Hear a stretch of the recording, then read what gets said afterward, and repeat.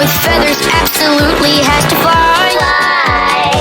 Why must they fly? Some creatures have two wings that flap, but you won't find them up there in the sky. Try, they're not up there in the sky. Gravity they don't defy, they'll never soar, won't even try.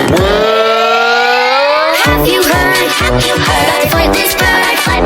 With wings that flap, they've been supplied, but after that things went awry. Well, have you heard about the flightless bird?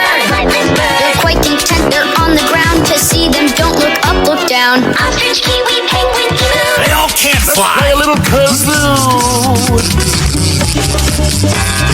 Penguin swimmer, it's all frozen for flying, they've not been chosen. Ostriches are fast as lightning. Do they fly? Who, us? Too frozen. Say the emu from Australia and the great New Zealand kiwi. Some birds were born to fly, but I just gotta be me. We won't cry, we won't frown. We're happy right here on the ground. Gravity we won't defy. We'll never soar, won't even try.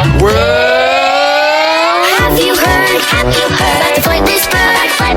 With wings that flap, they've been supplied, but after that things went awry. Well, have you heard about the flightless bird?